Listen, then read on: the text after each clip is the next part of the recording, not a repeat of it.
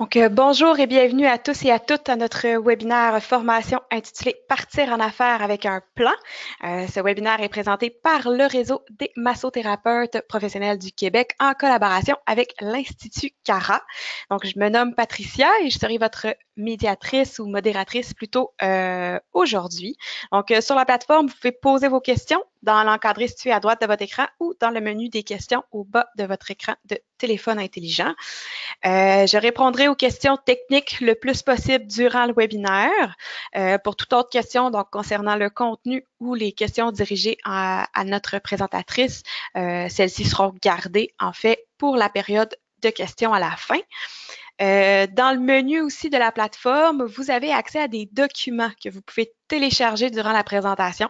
Donc, vous avez un journal d'apprentissage ainsi que des canevas que vous pourrez utiliser pour votre entreprise. Les documents seront également envoyés par courriel avec l'annonce de la mise en ligne du webinaire en différé. Donc, si jamais vous n'arrivez pas à télécharger les documents, concentrez-vous sur la présentation, puis vous aurez accès aux documents par courriel par la suite. Là, donc, aucun stress avec le téléchargement des documents. Dès le moment, je vais tout simplement passer la parole à Caroline Plante, donc fondatrice de l'Institut CARA, qui va vous parler de la base de la planification stratégique et de la mise sur pied de modèles d'affaires. Donc, Caroline, je te cède la parole. Merci beaucoup, Patricia. Donc, bonjour à tous. Je me présente Caroline Plante. Et comme le disait Patricia, aujourd'hui, on parle de plan d'affaires, on parle de modèle d'affaires et de planification stratégique. Donc, avant de commencer, ce qui est bien important pour moi de dire, c'est qu'aujourd'hui, je suis ici pour vous parler de gestion. Donc, on n'est pas là pour parler d'application de loi, ou je suis pas là pour vous donner de conseils juridiques. Si vous avez des questions par rapport à la conformité de votre entreprise, allez toujours consulter un avocat, allez vous demander au RMPQ, ce sont eux qui sont là pour vraiment assurer votre conformité. Donc, qui je suis, qu'est-ce que l'Institut CARA? L'Institut CARA, c'est une initiative éducative que j'ai démarrée il y a de ça 1 an, qui offre de la formation en entrepreneuriat pour les professionnels en milieu déontologique et en milieu éthique. Donc, concrètement, qu'est-ce qu'on fait? On fait de la formation continue. Donc, on est dans différents programmes au sein de différentes professions et on fait comme on fait aujourd'hui, on offre de la formation sur divers sujets. Ensuite de ça, on a aussi une initiative au féminin. Donc, depuis l'automne, qui va se poursuivre cet hiver ainsi qu'en 2019, on a une initiative avec du contenu spécialement axé pour l'essor économique des femmes, pour l'essor économique entrepreneurial des professionnels. Et on a aussi un centre de ressources en ligne. Donc, on va avoir des documents en ligne, des formations en ligne qui s'en viennent dès janvier 2019 qui vont s'ajouter à notre site web actuel. Donc, si c'est un sujet qui vous intéresse, suivez-nous. On a plein de nouveautés qui s'en viennent pour 2019 pour vous. Pour ma part, moi, qui je suis, qu'est-ce que je fais ici? En fait, moi, je suis titulaire d'un baccalauréat en administration des affaires avec une concentration en finance de l'Université de Sherbrooke. Je suis aussi titulaire d'un diplôme de 2e cycle de HEC Montréal avec une concentration en entrepreneuriat et gestion des PME. Et je suis actuellement en train de compléter un second diplôme de 2e cycle avec la TELUC, dans le cadre duquel j'étudie principalement la formation à distance et l'éducation aux adultes. Donc, aujourd'hui, nos objectifs sont principalement de comprendre, de découvrir les bases de la planification stratégique, du modèle d'affaires en ce qui a lieu à le milieu déontologique, aux entreprises qui exercent dans un cadre éthique. Plus précisément encore, on va s'intéresser à comment est-ce qu'on rédige des objectifs de qualité, comment est-ce qu'on met sur pied une stratégie d'entreprise, comment est-ce qu'on réalise notre planification stratégique. Et aussi, on va s'intéresser aux différentes approches qu'il y a pour rédiger un plan d'affaires. On va essayer de se poser les bonnes questions, de voir quels sont les critères qu'il faut répondre pour trouver la situation ou les ressources qui sont les plus adaptées pour vous, pour réaliser votre plan d'affaires, pour réaliser votre modèle d'affaires. Concrètement, comment ça va se dérouler tout ça? Je vous fais une petite introduction que je suis en train de compléter présentement. Ensuite de ça, on va parler directement de plan d'affaires. Donc, quels sont les objectifs, les composantes, qu'est-ce qu'un modèle, un canevas du modèle d'affaires, donc un des documents que vous pourrez télécharger par la suite. Et ensuite de quoi, on va parler aussi de planification stratégique, son rôle, la structure de la planification, quelques exemples aussi que je vais vous amener en lien avec la massothérapie. Et on termine le tout avec une petite période de questions. Le webinaire devrait finir pour 13 heures. Le journal d'apprentissage. Donc, comme Patricia vous disait tout à l'heure, vous avez accès à 2 documents que l'Institut Cara vous offre gratuitement. Le premier est un journal d'apprentissage. Donc, c'est un journal, c'est un document d'une 30aine de pages qui vous offre des pistes de solutions, des pistes de questionnement sur divers aspects de votre modèle d'affaires. Vous pouvez l'utiliser comme bon vous semble, donc que ce soit pour vous aider à mettre en pratique. Donc, si vous ne savez pas trop par où partir, vous avez besoin d'un guide, ce document-là est là pour vous. Si vous voulez l'utiliser à titre de prise de notes seulement, prendre des mots-clés, prendre vos idées que vous avez par rapport à votre entreprise et tout remettre ça dans ce document-là, il est là pour ça aussi. Et il est là aussi pour vous si vous voulez l'utiliser comme espace de réflexion, comme brouillon pour vraiment moduler vos idées, structurer vos idées. Bref, c'est un document qui est très polyvalent. Utilisez comme bon vous semble pour que ce soit pratique pour vous. On vous l'offre. Il est gratuit à ceux qui sont présents actuellement en direct. Donc, concrètement, on va commencer aujourd'hui en parlant de modèle d'affaires. Un modèle d'affaires, ce que c'est le fonctionnement de A à Z de votre entreprise. C'est donc tous les processus, toutes les composantes, toutes les fonctionnalités qui rentrent en compte dans le bon fonctionnement de votre entreprise. Qu'est-ce qu'on veut dire par là, en fait, concrètement? On va parler de tout l'aspect conformité, publicité, opération, la gestion des ressources humaines, des ressources matérielles, du financement, de l'innovation et beaucoup plus encore. Donc, on va vraiment prendre tout ce qui est important, tout ce qui est impacté dans votre entreprise et on va l'analyser, on va les mettre en relation. C'est donc de comprendre qui sont vos fournisseurs, quel type d'entretien est-ce que vous avez avec eux, comment est-ce que vous fonctionnez vous à l'interne, quelles sont vos valeurs d'entreprise, quels sont les processus, la gestion des opérations qui vient impacter le service que vous offrez à votre client et qui impacte aussi sa fidélité, donc la consommation qu'il fait de vos services. C'est ce que c'est le modèle d'affaires, le fonctionnement global de votre entreprise. Une fois qu'on comprend ce qu'est le modèle d'affaires, on va s'intéresser au plan d'affaires, qui est quelque chose de différent. Le plan d'affaires, principalement, a 3 objectifs. Le premier objectif d'un plan d'affaires, c'est de détailler votre modèle d'affaires. Donc, en ce sens-là, le plan d'affaires est utile afin de créer, de formaliser tous les détails du fonctionnement de votre entreprise. Donc, on va vraiment prendre le fonctionnement de A à Z et on va venir détailler chacun des aspects. Et par la suite, on va aller à notre deuxième objectif qui est l'outil de communication, qui est en fait de communiquer ces détails-là à quelqu'un. Donc, le plan d'affaires est un outil sous un format souvent papier, texte, Word, de 20 pages, 30 pages, 40 pages, 100 pages, dépendamment de la grosseur de votre entreprise, de l'explication que vous avez à donner, des preuves que vous avez à amener, etc. Et il va vous permettre de communiquer les détails, les consignes, tout ce que vous avez à offrir par rapport au fonctionnement de votre entreprise. Un troisième objectif du plan d'affaires, c'est d'assurer la planification des tendances futures de votre entreprise. Donc, concrètement, ce que ça veut dire, ça, c'est de dire, je veux expliquer comment fonctionne mon entreprise au travers de mon plan d'affaires, mais je veux aussi expliquer comment est-ce que ce fonctionnement-là va évoluer dans la prochaine année, dans la deuxième année et dans la troisième année.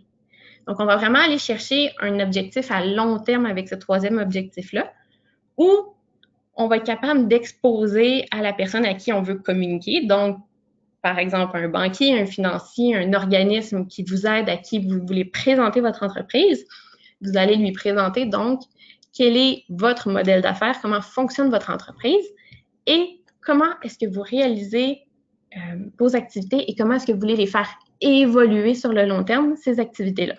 C'est donc à ça que sert votre plan d'affaires.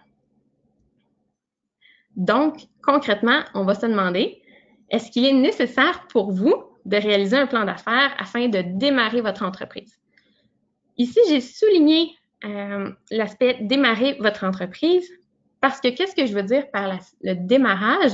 C'est en fait de dire, de partir de j'ai une idée, mais je suis pas certaine de où je veux amener tout ça, à j'ai déjà quelques clients ou j'ai déjà plusieurs clients, mais j'arrive pas à consolider, j'arrive pas à atteindre le seuil que je veux réellement atteindre par mon entreprise. Puis on dirait qu'il manque quelque chose au puzzle. Je sais pas qu'est-ce que je fais de pas correct, mais il y a quelque chose qui accroche. Donc, si vous êtes dans tout cet univers-là encore, à la recherche de croissance, etc., vous êtes en stage de démarrage. Donc, on reprend notre question, est-ce qu'il est nécessaire pour vous de réaliser un plan d'affaires dans ce stade-là? Eh bien, on va reprendre nos objectifs de la diapositive passée. Donc, on va dire, est-ce qu'on a besoin de détailler? Certes, vous avez besoin de détailler. Par contre, est-ce que vous avez tout d'abord une idée? Est-ce que vous avez déjà un modèle d'affaires qui est défini pour vous? Donc, est-ce que concrètement, vous savez qui sont vos fournisseurs? Combien ils vous coûtent? Est-ce que vous savez combien de marge de profit vous faites sur vos différents services?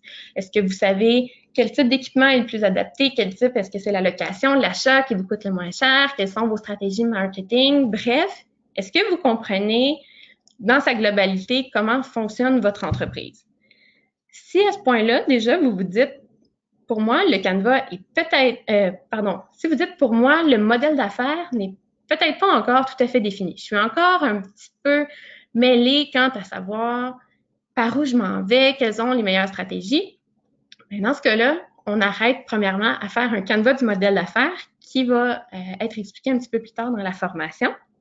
Et même chose pour la planification stratégique. Donc, on va se demander tout d'abord, est-ce que vous avez déjà un plan stratégique? Donc, est-ce que vous savez déjà qu'est-ce que vous voulez faire? Quels sont vos objectifs à long terme et quelles sont vos stratégies concrètement que vous allez appliquer pour les atteindre?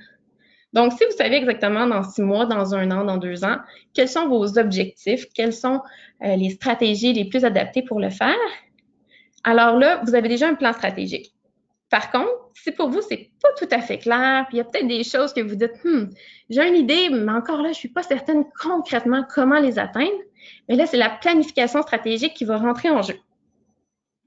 En ce sens, une fois que vous avez complété un Canva du modèle d'affaires ou que vous connaissez déjà très bien votre modèle d'affaires, et même chose pour la planification stratégique, on va se demander, est-ce que vous avez besoin de communiquer ces informations-là à une tierce partie, à un fournisseur d'équipement, à un collaborateur, à quelqu'un à qui vous voulez demander du financement. Bref, en allant chercher de l'aide à quelqu'un, il est fort probable qu'il vous demande un plan d'affaires. Par contre, si ce n'est pas nécessaire, donc si vous dites, moi, je démarre dans mon sous-sol, j'ai mon bureau, j'ai mon salon, je m'occupe, je n'ai pas besoin de financement, je n'ai pas besoin de parler à personne, de présenter mon projet d'affaires à personne sous le format d'un plan d'affaires. Mais dans ce cas-là, vous n'avez pas besoin d'un plan d'affaires pour le démarrage de votre entreprise. Par contre, si vous vous dites, moi j'ai besoin d'un financement, je veux louer un local, je veux avoir un employé, je veux m'assurer un bon fonds de roulement, j'ai besoin d'aller me chercher un minimum de financement. Dans ce cas-là, le plan d'affaires, vous allez en avoir besoin d'un, mais il va devenir une 2e étape ou une 3e étape après avoir complété votre Canva et après avoir complété votre planification stratégique, où le plan d'affaires va seulement devenir un résumé de ces 2 éléments-là.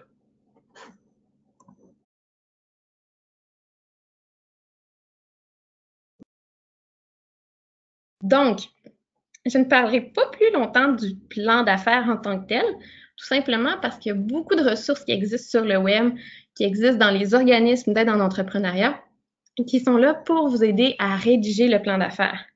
Par contre, la réalité, c'est que la rédaction du plan d'affaires n'est pas si compliquée que ça, dans le sens où on résume ce qu'on a amené dans notre planification et dans notre Canva. Ce qu'on va plutôt s'intéresser aujourd'hui, c'est donc le Canva du modèle d'affaires, comment est-ce qu'on bâtit un modèle d'affaires, comment on bâtit le fonctionnement de notre entreprise et comment on bâtit une planification stratégique. Parce qu'à partir de là, on a trouvé le contenu de notre plan d'affaires et il nous reste juste à le rédiger sous le format désiré du plan d'affaires. Donc, Canva du modèle d'affaires, qu'est-ce que c'est? Si le plan d'affaires était là pour détailler nos idées, là, ici, le Canva est utile pour développer nos idées. Donc, on est une étape à l'avant du plan d'affaires. On se dit, je ne suis pas encore certain Est-ce que tout fonctionne correctement? C'est le Canva qui va nous le permettre parce qu'il va nous permettre ça va être un outil qui va nous permettre de voir plus concrètement, de voir d'une manière plus pratique nos idées d'affaires. Je vais vous donner un exemple à la diapositive suivante. Par contre, pour l'instant, on va rester ici puis on va discuter un petit peu du sujet. Donc, c'est ça. Le Canva est là pour vous aider à développer. Donc, concrètement, par où est-ce qu'on va par où est-ce qu'on commence? Par où est-ce qu'on structure nos idées d'affaires? Et ensuite de ça, ça va nous permettre de revoir tout ce qu'on a proposé ici et d'assurer notre cohérence. Donc, de dire, est-ce que effectivement mes stratégies d'affaires sont en cohérence avec les besoins de mon marché cible? Est-ce qu'ils sont en cohérence avec mes valeurs personnelles? Donc là, c'est là que cet outil-là va nous permettre d'assurer la structure de notre entreprise et donc de nous permettre par après de rédiger un plan d'affaires d'une manière beaucoup plus rapide, d'une manière beaucoup plus simple et qui va porter beaucoup plus parce que tout notre modèle d'affaires va fonctionner ensemble.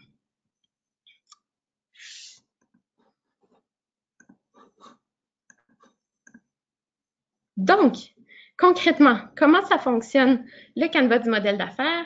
Vous avez ici un Canva. Ici, je l'ai rempli avec des questions. Donc, c'est le même Canva que vous allez retrouver dans le second document qu'on vous fournit gratuitement. Dans ce Canva-là, vous allez avoir ce modèle-ci avec des questions et vous allez avoir aussi un modèle vierge que vous allez pouvoir remplir soit directement dans le PDF par l'ordinateur ou que vous pourrez faire imprimer et remplir à la main. C'est comme vous le désirez. Donc, comment ça fonctionne un Canva? Le Canva ici représente 100% de votre entreprise. Donc, c'est comme si on prenait votre entreprise au grand complet et qu'on la divisait en 11 parties, en 11 aspects qui sont représentés ici par les différentes cases.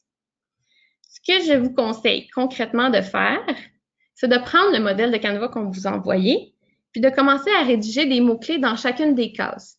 Donc, commencez à vous dire comment est-ce que ça fonctionne, moi, mon entreprise. Quels sont, par exemple, mes segments de marché? Quelles sont ma valeur professionnelle?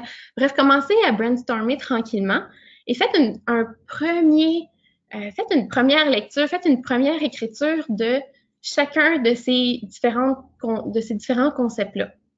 Donc, pour la première écriture, pour la première fois que vous complétez cet outil-là, suivez l'ordre que je vais vous montrer parce que je vais vous expliquer en même temps le lien entre les différentes composantes de votre entreprise et ça va vous permettre de pratiquer ça et de mettre en relation les différents éléments. Après ça, une fois que tout sera complété, c'est à vous de voir comment vous voulez modifier. Si vous modifiez, par exemple, les partenaires clés, en quoi est-ce que ça l'impacte, etc., etc., ce sera à vous de remodifier, de faire une amélioration continue de vos composantes de votre entreprise. Donc, concrètement, on commence avec l'étape 1. Donc, quand vous ouvrez le document, première étape où vous en allez, c'est rédiger dans les segments de marché. Donc, ici, je vous invite à mettre les mots-clés, à mettre les descriptions de vos clients cibles. Qui sont-ils? Qu'est-ce qu'ils font? Quels sont leurs besoins? Quelles sont les douleurs auxquelles vous répondez chez eux? Bref, pourquoi est-ce que ces gens-là, concrètement, viennent à vous, rentrent chez vous, demandent vos services, paient pour vos services? On va chercher à faire normalement entre 1 et 3 groupes de clients cibles. Donc, essayez de les regrouper soit par problématique de santé, soit par besoin, soit par caractéristiques autres. C'est à vous de voir, mais essayez de faire environ un maximum de 3 regroupements de clients que vous desservez et définissez quels sont leurs besoins. Par la suite, on va sauter dans le milieu et on va aller compléter votre valeur professionnelle et votre valeur distinctive. Donc, une fois que vous avez commencé à noter vos segments de marché, puis que vous avez une bonne idée à qui vous vous adressez, on va aller voir, vous, à titre de professionnel et à titre de personne, qu'est-ce que vous avez à donner à ces gens-là. Donc, dans la valeur professionnelle, vous allez vous intéresser et dire, qu'est-ce que moi, à titre de massothérapeute ou qu'est-ce que la massothérapie peut apporter à mes clients cibles, peut apporter à leurs problèmes. Donc, une autre manière de poser la question serait de dire, les besoins que j'ai identifiés là, en quoi est-ce que la massothérapie est une meilleure solution ou en quoi est-ce qu'un massothérapeute est une meilleure solution que tous les autres professionnels de la santé qui peuvent exister. Pourquoi est-ce qu'ils viendraient voir moi plutôt qu'un autre professionnel qui pratique un autre type de soins? Et par la suite, on va descendre à la valeur distinctive et on va se demander pourquoi est-ce qu'il viendrait, déjà qu'on sait pourquoi il vient voir un massothérapeute, pourquoi est-ce qu'il viendrait me voir moi? Donc là, on va vraiment se demander quelle est la couleur que vous donnez à la massothérapie, qu'est-ce que vous amenez de plus à votre client que le massothérapeute qui travaille à 2 coins de rue de chez vous n'apporte pas. Donc, on va vraiment y aller dans la valeur, comme qui est dit, distinctive, c'est-à-dire qu'est-ce que vous allez aller apporter de plus à votre clientèle que la massothérapie, disons, de base ou que l'acte de massothérapie n'apporte pas en soi. Donc, ici, on a déjà 2 liens, c'est-à-dire les segments de marché qui sont vos besoins et votre valeur professionnelle, votre valeur distinctive qui sont la solution aux besoins de vos clients. Donc, ils sont la solution à pourquoi ils viennent dans votre clinique, dans votre cabinet, pourquoi ils viennent vous voir.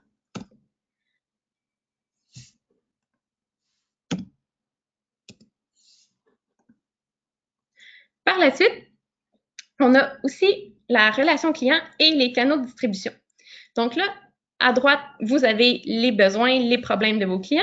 À gauche, vous avez la solution. Vous avez vous en tant que professionnel et en tant que personne humaine ayant des relations avec des clients qui sont des humains. Donc, entre les deux, évidemment, vient la relation client. Qu'est-ce qui se passe entre le professionnel et le client? Et là, on ne s'arrêtera pas seulement pendant le service, pendant votre service de massothérapie, mais bien avant et aussi après. Donc, c'est quoi, sur le long terme, la relation que vous voulez développer avec vos clients? Quelles sont les valeurs que vous voulez mettre de l'avant? Quelles sont les émotions que vous voulez que votre public ressente lorsqu'il va consommer votre service, consommer vos produits, vos conseils, etc. Et pour les canaux de distribution, on va s'intéresser par la suite à dire comment est-ce que vos clients désirent être rejoints. Donc, si la relation client est le quoi, donc qu'est-ce que vous voulez qu'ils ressentent, qu'est-ce que vous voulez qu'ils vivent comme relation, les canaux de distribution sont comment est-ce que vous allez faire ça? Comment est-ce que concrètement vous allez atteindre par vos publicités, que ce soit en ligne, que ce soit via des médias sociaux, que ce soit via des magazines ou que ce soit en personne via des événements, etc. Comment est-ce que concrètement vous allez rejoindre ces clients-là?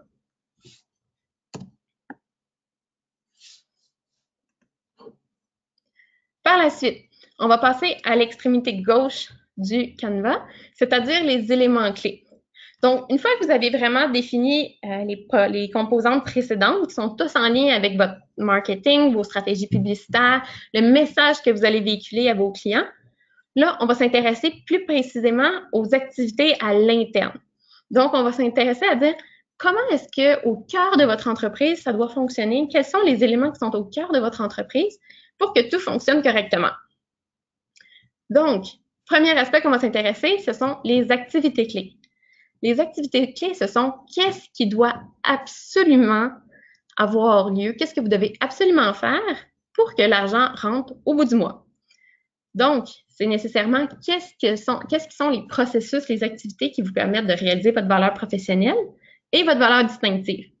Donc, pour la valeur professionnelle, évidemment, on sait que c'est par exemple les activités d'approvisionnement, mais c'est aussi vos activités de massothérapie. Donc, nécessairement, vous allez avoir besoin d'outils, d'équipements pour réaliser votre massage et vous allez avoir besoin de réaliser des massages afin d'avoir du revenu. Donc, ce sont vos activités clés et c'est à vous de définir, selon la valeur distinctive que vous aurez proposée, qu'est-ce qui concrètement est nécessaire pour vous de faire pour que le client saisisse cette valeur distinctive-là. Donc, concrètement, si vous proposez, par exemple, un accueil chaleureux, encore plus que que c'est le cœur même de votre entreprise, que le client se sente accueilli, bien, concrètement, dans vos activités, quel est le processus qui va faire en sorte que ça va être mis de l'avant? Donc, ce sont vos activités clés. Par la suite, on va aux ressources clés. Et les ressources clés, ce sont en fait les ressources que vous avez nécessairement besoin pour réaliser vos activités clés. Donc, par exemple, une activité clé ici, ce serait de réaliser le massage. Et vos ressources clés, ce sont les huiles de massage que vous aurez besoin, ce sont vos mains, ce sont votre équipement, ce sont votre local, ce sont toutes les ressources dont vous avez besoin pour réaliser l'activité en question.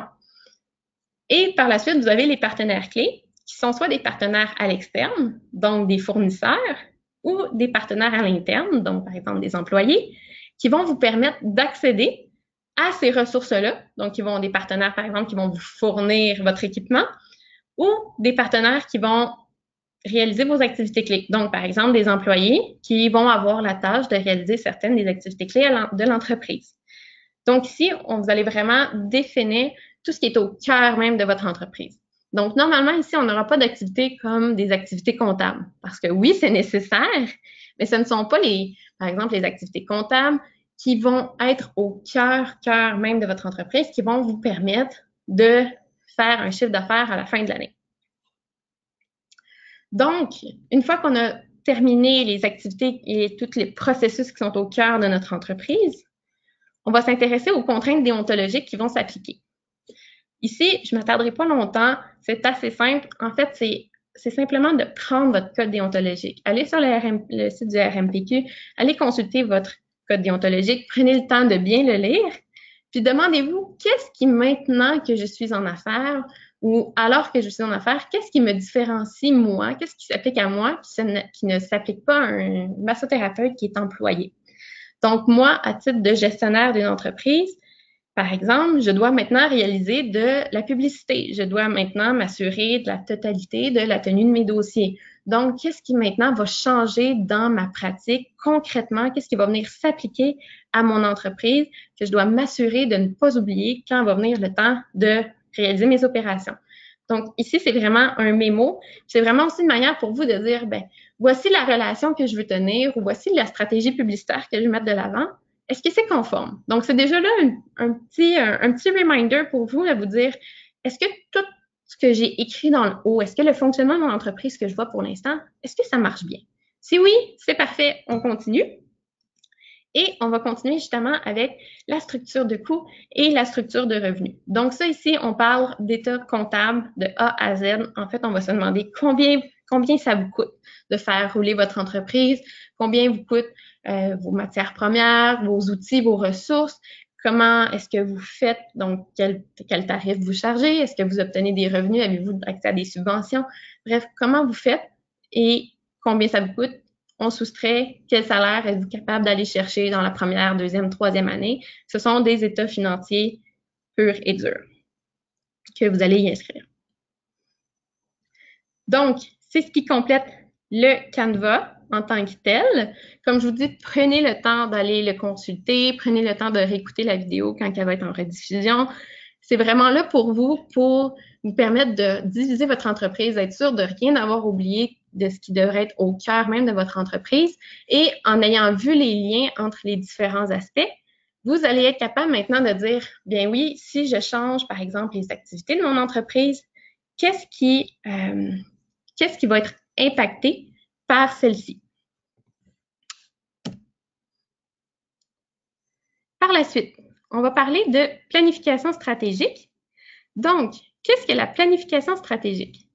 En fait, c'est un processus de prise de décision à long terme par lequel une organisation détermine ses choix d'orientation et de développement ainsi que les programmes d'action qui ont pour objectif d'assurer la mise en œuvre de ces choix. Définition de l'Office québécois de la langue française. Concrètement, qu'est-ce que ça veut dire que la planification stratégique? C'est de dire, j'ai une vision d'affaires. Et cette vision-là, bien, elle est peut-être pas extrêmement définie. Donc, c'est peut-être juste un objectif. J'ai une vision. Je veux amener mon entreprise en quelque part. J'ai des motivations à démarrer mon entreprise et je veux traduire cette vision-là en objectif.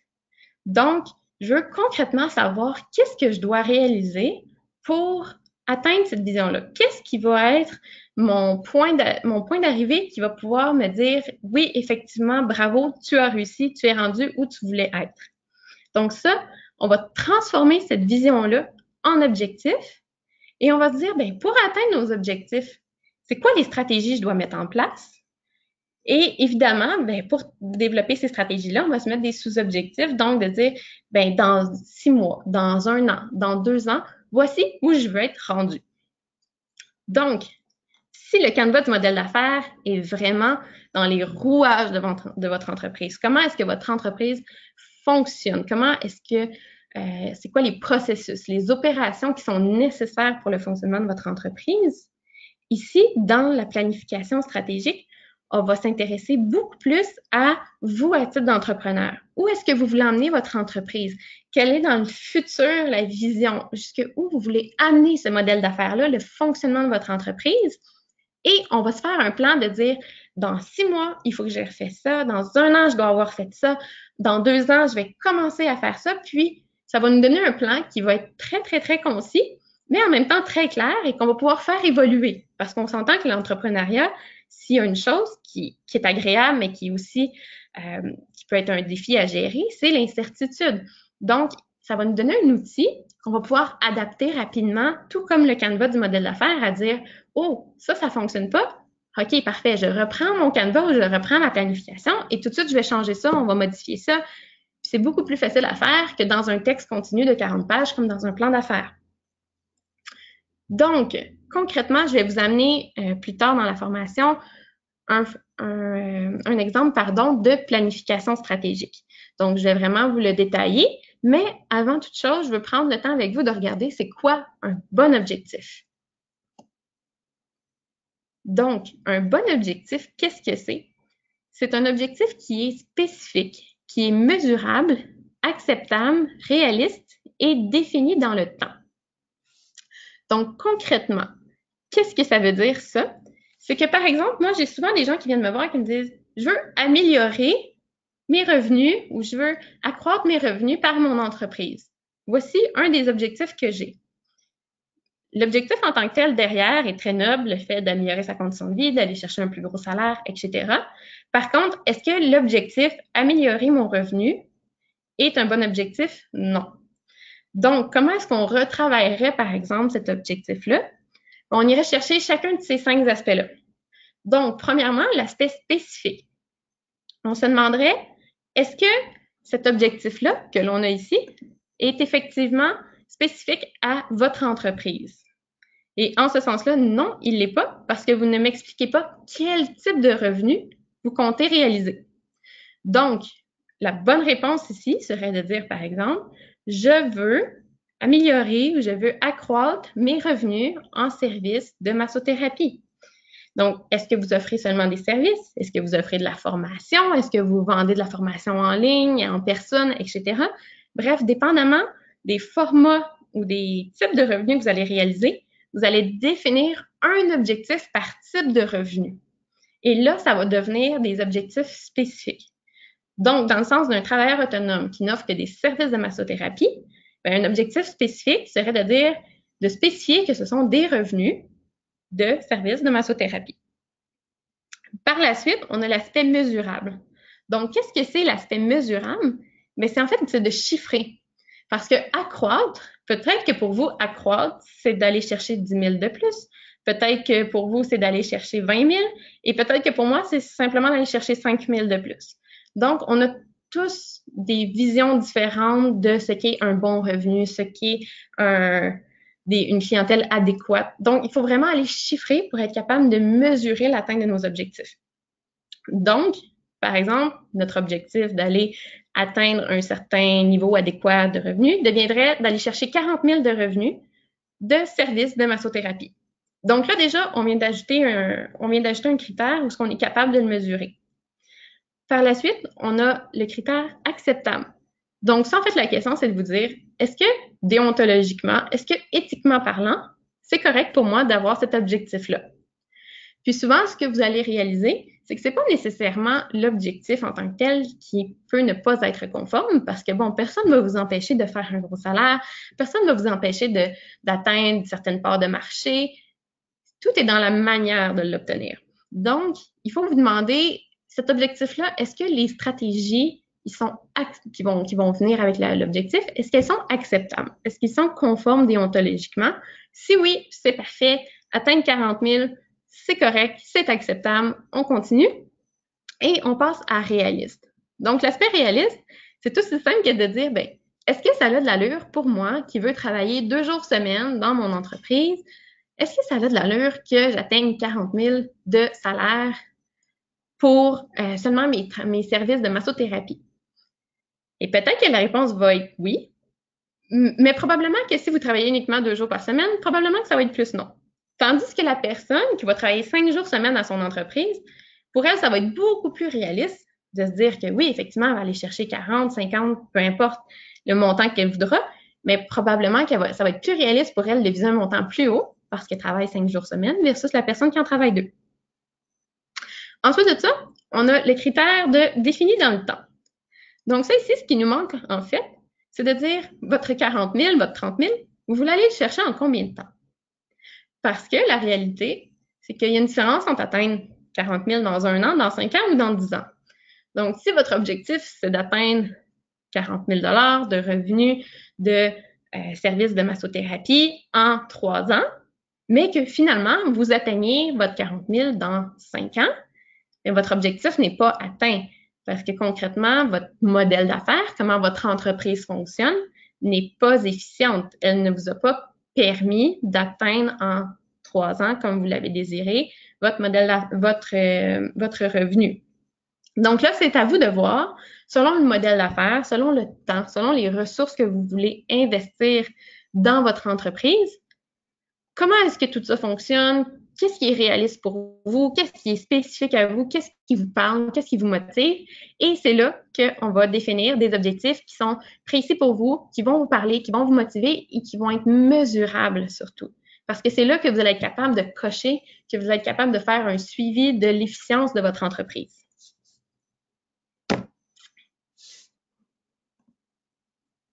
Donc, concrètement, comment est-ce que ça se définit un plan stratégique? Le plan stratégique, on ne vous a pas offert un document en particulier pour le plan. Par contre, il y a une question qui va en discuter dans le journal d'apprentissage que vous allez retrouver. Et une chose qui est importante de dire, c'est qu'il n'y a pas un format particulier. Donc, pour le plan d'affaires, on s'attend à un format sur des feuilles 8,5 par 11, un texte continu suivi qui va expliquer, qui va détailler les différents aspects. Le canevas du modèle d'affaires, c'est moins restreint, mais tout de même, on a nos graphiques, on a nos composantes qui vont rester les mêmes. Après ça, à vous de voir sur quel format vous voulez le produire. Par contre, la planification stratégique, vous pouvez le faire dans un document Word, vous pouvez le faire sur un papier à la main avec un arbre comme moi j'ai fait ici, vous pouvez le faire dans un fichier Excel. Bref, vous pouvez lui donner la structure que vous voulez. Vous pouvez le faire sur une ligne du temps. C'est à vous de voir, une fois de plus, qu'est-ce qui fonctionne réellement pour vous? Qu'est-ce qui vous motive? Qu'est-ce qui va vous donner le goût d'aller réutiliser cet outil-là, d'aller revoir cet outil-là au fur et à mesure que vous avancez dans votre entreprise et qu'est-ce qui le rend facile à modifier? Donc, ici, je l'ai mis sur un PowerPoint sous la forme d'un arbre, simplement pour vous permettre de le voir concrètement. Donc, on reprend en haut la même petite équation que je vous ai présentée, pas la diapositive passée, mais à l'autre d'avant. Donc, la vision, les objectifs, les stratégies et les sous-objectifs. Je ne passerai pas en détail tous les objectifs. Vous pourrez les revoir dans la rediffusion. Je vais vraiment m'en tenir aux premières lignes pour vous expliquer plutôt le fonctionnement. Donc, ici, j'ai pris une vision que j'ai trouvée en ligne et que j'ai modifiée un petit peu, mais qui est vraiment une vision d'une entreprise qui offre la massothérapie dans la région de Montréal. Donc, j'ai modifié un petit peu et ça nous donne être la référence en matière de massothérapie sportive pour la région de Longueuil. Ici, on a une vision. Donc, c'est assez clair et en même temps, c'est pas tout à fait clair. Parce qu'on se dit, OK, on sait où est-ce qu'elle veut aller dans tout ça. On a une idée de la personne, où est-ce qu'elle veut emmener son entreprise. Elle a quand même une bonne ambition pour son entreprise. Mais concrètement, comment est-ce qu'elle va le faire? C'est quoi vraiment ses objectifs en arrière de tout ça? On ne le sait pas. Donc, c'est là que les objectifs vont rentrer en ligne de compte.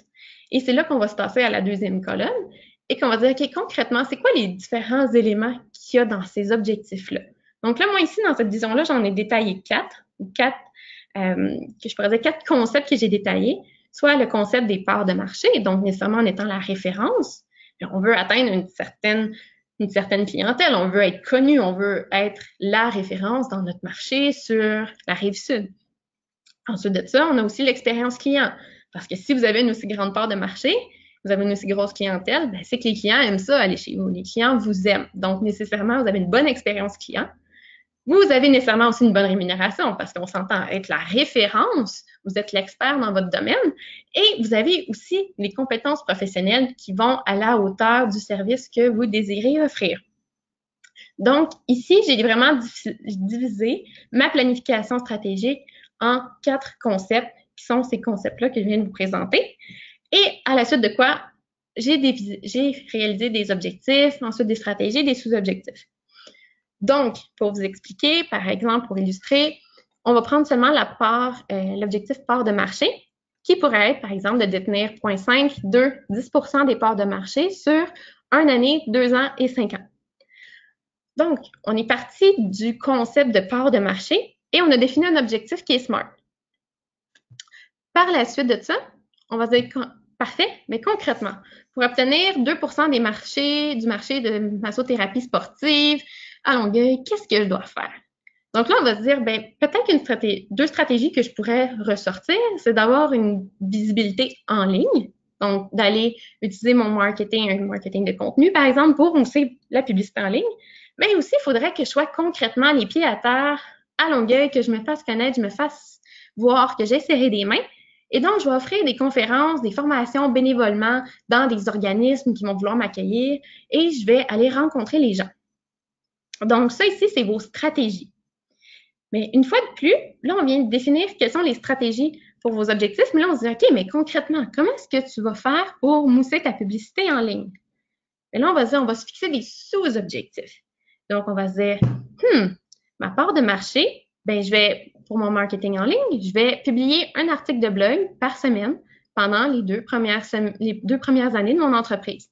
Donc là, vous savez que pendant les 6 premiers mois, la première année, la deuxième année, vous allez utiliser un blog, vous allez créer du contenu de blog, que ce soit sur le vôtre ou sur des blogs spécialisés, des magazines en ligne.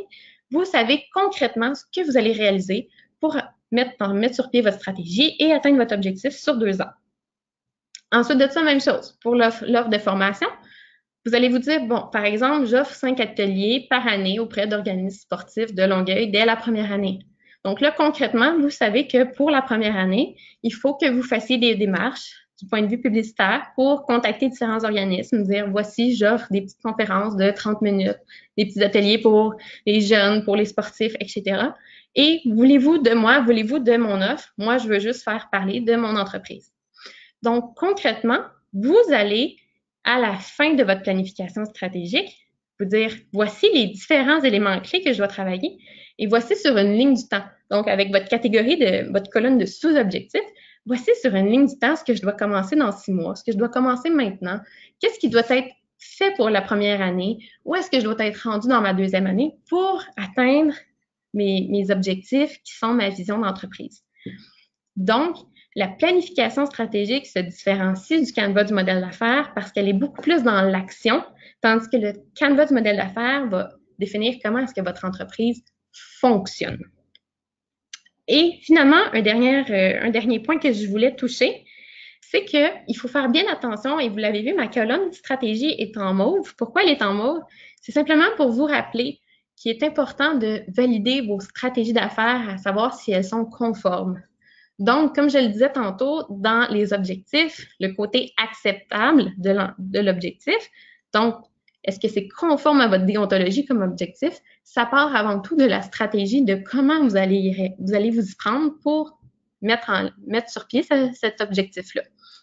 Donc, faites toujours attention. Lorsque va venir le temps pour vous de mettre sur pied votre stratégie, vos stratégies d'affaires, revoyez votre code de déontologie. Allez voir. Vous voulez faire du marketing en ligne? C'est parfait, c'est correct, mais comment conformément réaliser votre marketing en ligne?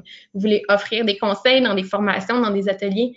Parfait, mais jusqu'où s'applique votre code? Jusqu'où vous pouvez pousser vos conseils? Bref, allez voir quelles sont les limites de vos stratégies. C'est super important. C'est ce qui va vous permettre de développer des sous-objectifs qui vont être pertinents, qui vont vous amener où vous voulez, mais qui aussi vont être conformes à votre entreprise et à votre code déontologique. Donc, c'est ça qui conclut ma présentation. On va passer à la période de questions. Patricia, je te redonne la parole, puis je te laisse guider.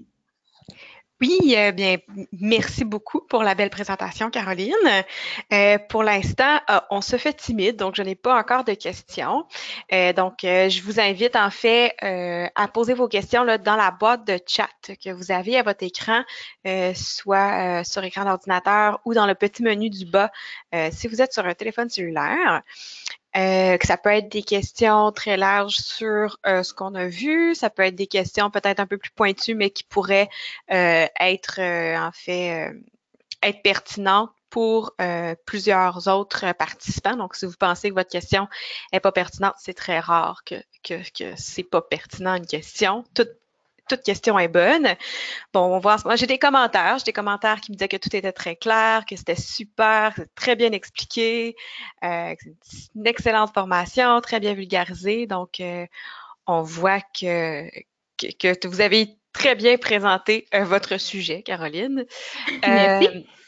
Bon, j'ai quelques questions qui se présentent. Euh, on me demande, est-ce que ce sera les informations qu'une institution financière va demander? Je ne sais pas si on parle principalement des... Probablement pour le plan d'affaires. Ouais, Si probablement je, plus. si j'interprète un petit peu, j'espère que ça va répondre. En fait, le canevas du modèle d'affaires, en fait, comment ça va fonctionner? Vous allez tout d'abord bâtir votre modèle d'affaires, votre canevas, et ce canevas-là va compléter en fait tous les aspects de votre entreprise. Et par la suite, vous allez reprendre un format de plan d'affaires qui vous convient à vous. Donc, peut-être que votre plan d'affaires va être bâti sur une forme plus traditionnelle, c'est-à-dire vos dépenses marketing, vos ressources humaines, parce que par exemple, dans le Canva, on ne parle pas du tout de ressources humaines, mais vos ressources humaines sont peut-être dans vos ressources clés de votre entreprise. Donc, le plan d'affaires n'a pas nécessairement le même format que le Canva du modèle d'affaires, mais toutes les informations sont dans le Canva, ils n'ont juste pas le même format. Et ce que les institutions veulent voir, en fin de compte, c'est pas nécessairement que votre plan d'affaires soit conforme avec des marges de 2,5 pouces ou des... C'est pas ça qu'ils veulent. C'est vraiment de comprendre comment votre entreprise fonctionne. Est-ce que vous êtes la bonne personne pour mener à terme votre entreprise? Est-ce que vous avez des objectifs réalistes par rapport au temps, aux ressources, au financement que vous-même vous êtes capable d'investir dans votre entreprise? Donc, le banquier, le financier va se dire, est-ce que pour moi, c'est trop risqué d'investir dans cette entreprise-là ou est-ce que non? La personne a fait ce qu'elle fait, elle a révisé ses plans, elle est au courant qu'elle a des faiblesses, mais qu'elle a des bonnes idées, des bons plans pour travailler avec tout ça. Et oui, je vais investir. Donc, c'est pas nécessairement le format, mais pour répondre à la question, oui, toute l'information qu'il y a dans le Canva, qu'il y a dans la planification stratégique, on va juste la remettre dans un différent format qui est pour vous ce que vous trouvez le plus facile, le plus aisé, que vous préférez dans le plan d'affaires. Puis le plan d'affaires est là pour expliquer voici ce que je veux faire et voici, c'est pas si risqué que ça d'investir pour moi. Je vais être capable de mener à terme mon projet d'affaires. C'est à ça qui sert. Merci beaucoup pour Si ça votre... répond. Oui, pour la réponse. J'ai une autre question ici. On se demande en fait comment on fait pour déterminer notre part du marché. Entre autres, bon, parce que la réalité de la massothérapie fait que des fois les statistiques sont peut-être plus rares ou accessibles. Donc, est-ce qu'il y a peut-être d'autres moyens d'aller chercher ou de connaître notre part de marché? C'est très difficile, en fait, surtout quand on est dans des petites entreprises. La réalité des PME, c'est que de dire j'obtiens 2% des parts, effectivement, c'est dur à calculer. Par contre, vous pouvez y aller par nombre de clientèle, donc par quantité de clients. Donc, partez d'un revenu que vous voulez avoir, par exemple, je reprends mon exemple de 40 000. Partez de votre revenu de 40 000, dites-vous, je cherche, par exemple, à faire un revenu brut de 60. J'ai tant de clients, je charge tant par client. Voici, à la fin de mon équation, le nombre de clients que je dois obtenir, que je dois servir par année. Puis sinon, c'est toujours de connaître votre marché. Donc, comme je disais, impliquez-vous, allez rencontrer les gens. Vous allez découvrir, vous allez avoir un œil pour votre marché. Plus vous allez évoluer dedans, plus vos objectifs aussi vont se préciser, ils vont changer. Vous allez dire, OK, je sais à peu près quelle quantité de personnes travaillent, qui sont mes principales concurrents, combien de clientèle est-ce qu'eux ont versus moi, ce que j'ai. Parce que, tu sais, pour certains, être la référence, ça peut être 0,5 quand le marché est grand, puis ça peut être 50% quand le marché est très petit. Fait que c'est pas nécessairement d'amener un pourcentage, mais c'est plus peut-être de le transférer en nombre de clients ou aussi d'évoluer dans votre marché. Commencez avec une idée, puis évoluer dans votre marché, connaissez votre marché, puis vous allez voir la dynamique qui s'installe dans votre région. Ce serait ça mon commentaire. Génial, merci beaucoup. J'ai une petite question. Est-ce que si mon entreprise, en fait, est déjà en affaires depuis quelques années, est-ce que ce serait quand même bon de faire un modèle de plan d'affaires quand même? Oui, certainement. En fin de compte, le Canva, le modèle d'affaires, va être là pour vous aider à consolider vos idées d'affaires. Donc, on imagine un peu là, les rouages, là, les dents qui s'enchaînent, puis que ça fonctionne, puis plus on tourne, plus ça va vite, puis mieux ça va. C'est ça qu'on veut avoir. Donc, même après plusieurs années, il y a toujours de l'optimisation à faire. On peut toujours améliorer nos techniques. On peut toujours aller voir c'est qui nos fournisseurs, comment est-ce qu'on peut améliorer notre rentabilité. Bref, il y a toujours des choses à faire pour optimiser.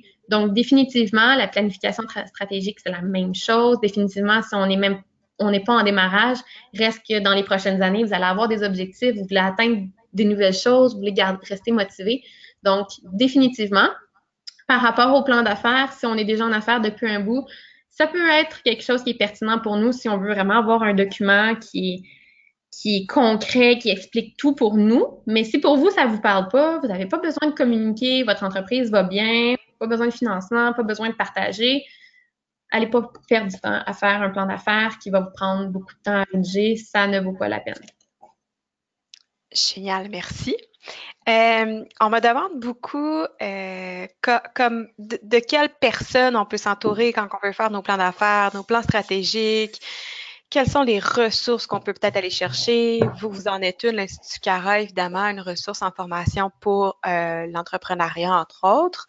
Mais tu sais, dans le quotidien, où est-ce qu'il y a des formations spécifiques encore plus? Ou est-ce qu'il y a des... En fait, c'est ça, les gens se demandent de qui s'entourer, d'avoir de l'aide, en fait, finalement, pour développer ces outils-là.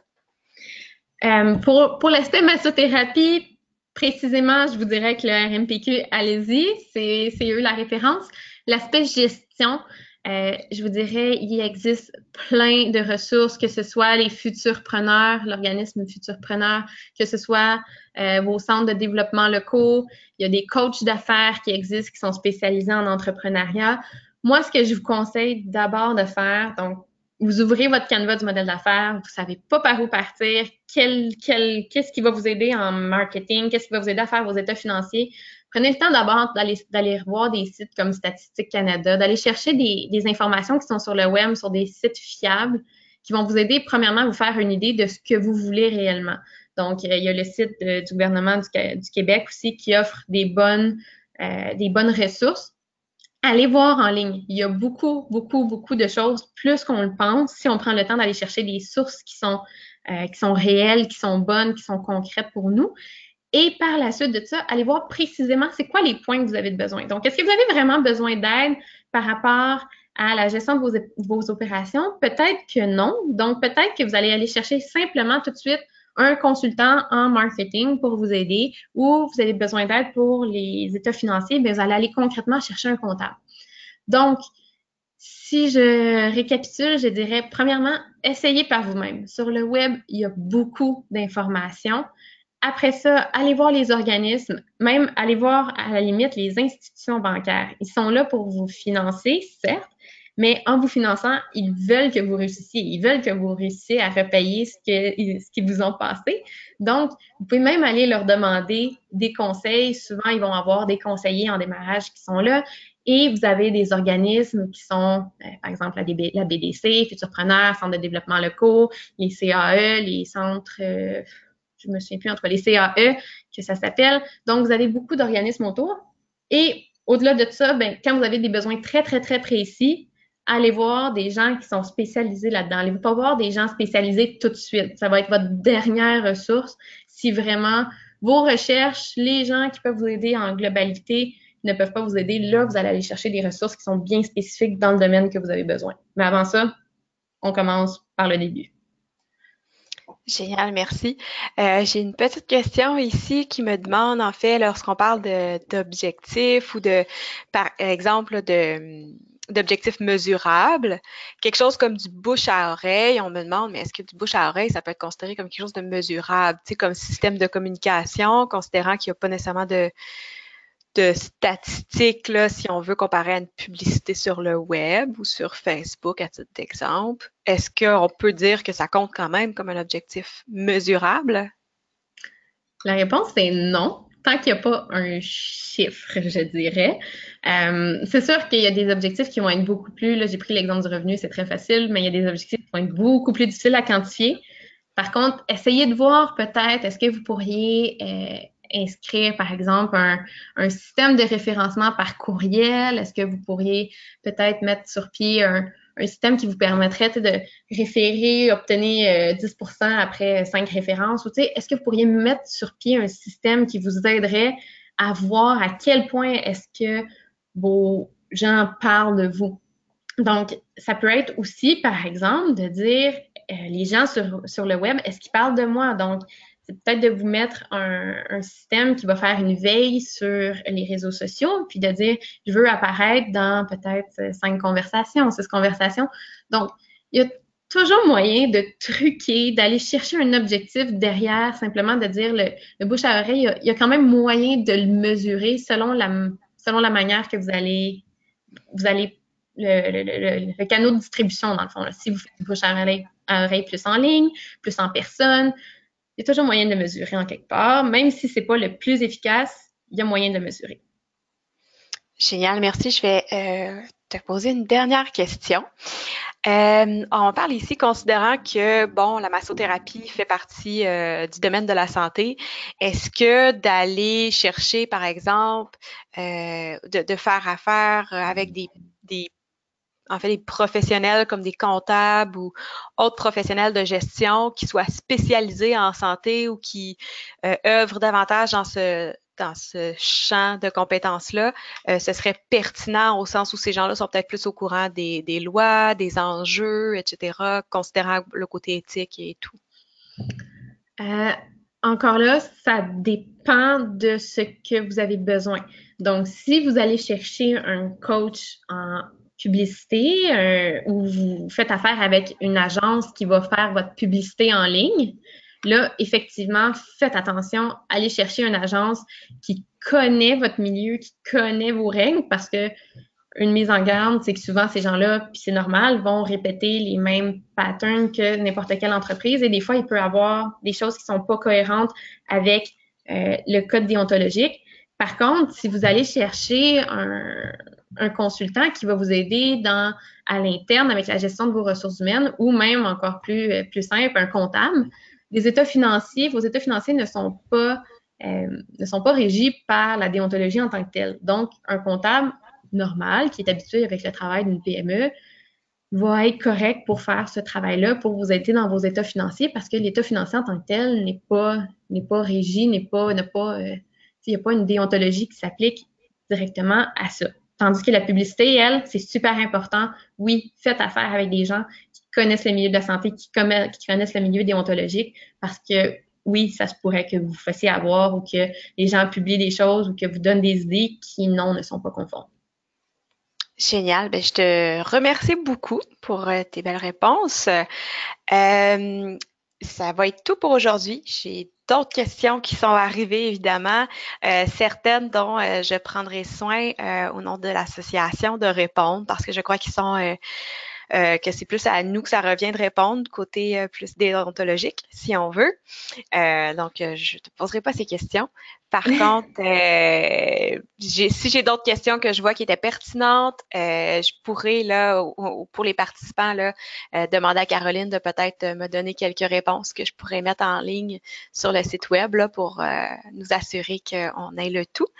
Donc, je vous remercie beaucoup pour votre temps sur cette heure de dîner. Pour les participants, il va y avoir un petit questionnaire, un petit sondage de participation à la fin. du webinaire. Donc, je vous invite à l'inscrire. En fait, nous, à participer au sondage. Nous, ça nous aide beaucoup pour ce qui est de trouver des nouveaux sujets, voir si vous avez apprécié la présentation également. Donc, je vous remercie pour votre présence. Merci Caroline pour le partage de tes connaissances. C'est Merci à très toi. apprécié. Et je vous souhaite à tous une excellente fin de journée. Au revoir.